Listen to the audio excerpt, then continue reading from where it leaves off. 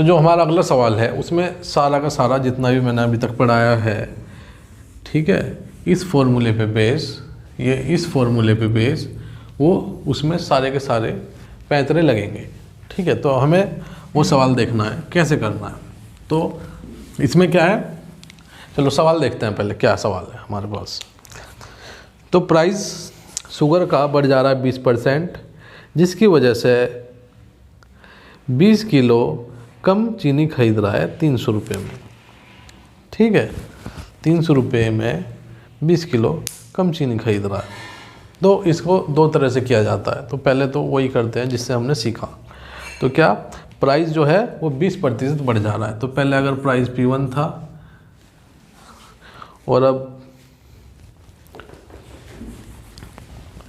तो पहले अगर प्राइस P1 था और अब P2 हो गया, और वो बोल रहा है कि जो प्राइस है 20% बढ़ जा रहा है, मतलब 5 पे 1 बढ़ जा रहा है, तो 5 का 6 हो जा रहा है। ठीक है, due to this family purchase 20 kilo less sugar for ₹300। तो वो क्या बोल रहा है कि 300 रुपये में उसे 20 किलो और चीनी मिल रही है। इसका मतलब क्या हुआ, देखो इस सवाल में क्या समझने वाली बात है, इस सवाल में ये समझने वाली बात है कि वो जितना खर्चा पहले कर रहा था, अब तुम मान लो कोई चीनी लेने गए, पहले 10 रुपये की तुम्हें कितनी आती थी, 10 किलो चीनी आती थी, अब 10 किलो में आ रही है 12, 10 रुपये में आ रही है 12 किलो चीनी। तो उसमें क्या हुआ, तो जो तुम्हारा एक्सपेंडिचर था, तुम्हारा खर्चा था, पहले भी उतना ही था और बाद में भी उतना ही है। तो जो ऐसे केस में इस सवाल में दिया नहीं हुआ है, लेकिन इसमें क्या वो बोलना चाह रहा है, जो उसका खर्चा है पहले भी उतना ही था और बाद में भी उतना ही है। ठीक है, तो अब हम क्या करेंगे, तो E1 बराबर E2, E1 का मतलब क्या हो गया, P1 गुणा C1 बराबर P2 गुणा C2। ठीक है, खर्चा तो उतना ही है, वो चीनी और ज़्यादा ले रहा है उतने पैसों में। तो जो उसका प्राइस, तो हमने रख दिया P1 की जगह 5 रख दिया, और C1 तो नहीं पता हमें, और P2 की जगह 6 रख दिया C2। तो जो इसका रेशो आएगा वो उल्टा आ जाएगा उसके बिल्कुल। ठीक है, जो प्राइस के रेशो है उसका उल्टा आ जाएगा। तो वो क्या आ जाएगा,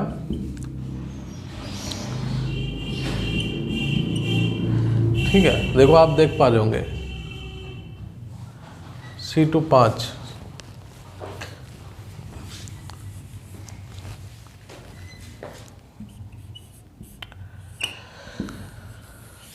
तो आपने देखा क्या कि ये जो रेशो है ये इसका रेसिप्रोकल आ गया, उल्टा आ गया। ठीक है, अब वो क्या बोल रहा है, जो कंजप्शन है वो क्या, पहले 20 किलो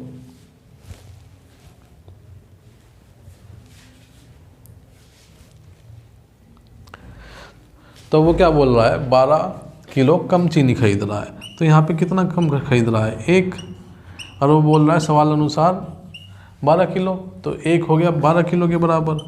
अगर 1 12 किलो के बराबर हो गया तो 6 कितने के बराबर हो जाएगा, तो 6 कितने के बराबर हो जाएगा, तो 6 हो जाएगा 12 6 72, और 5 हो जाएगा 60 के। ठीक है, तो अब क्या है, ओरिजिनल कंजप्शन। अब ओरिजिनल कंजप्शन किसे बोलते हैं, ओरिजिनल कंजप्शन का मतलब है जो पहले वो खपत कर रहा था। तो ओरिजिनल पहले कितनी कर रहा था, C1 का मतलब है यहाँ 1 है, तो पहले 72 किलो खर्च कर रहा था। तो ओरिजिनल कंजप्शन हमारी कितनी आ गई, 72 किलो।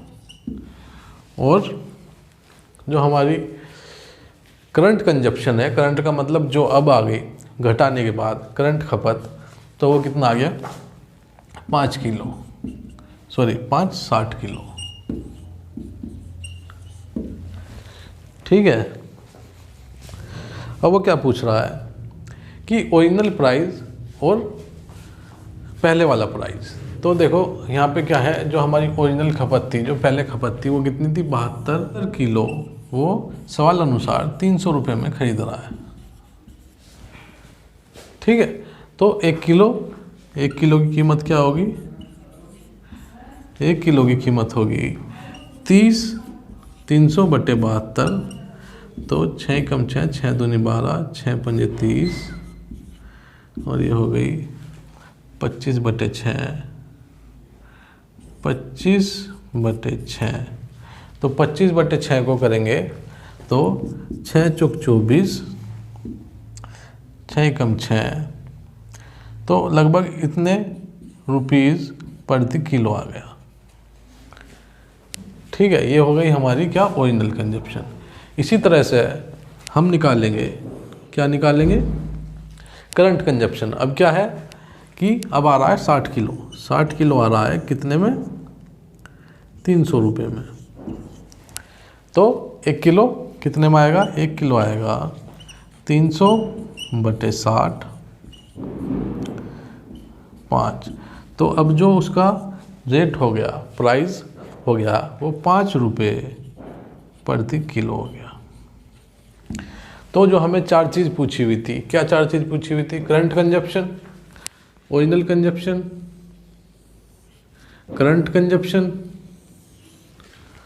ठीक है, करंट खपत, और ओरिजिनल मतलब कि जो शुरुआत में थी, और क्या हो गया, जो उसका रेट, ये हो गया कौन सा, 72 किलो इसमें था, तो हो गया ओरिजिनल रेट उसका ये था, और करंट रेट उसका हो गया 5। ये तो इसमें से ये 4 सवाल बन सकते हैं, बस इससे ज़्यादा कुछ नहीं बन सकता, और वो इसी में से ही कुछ भी उठा के पूछ सकता है आपको।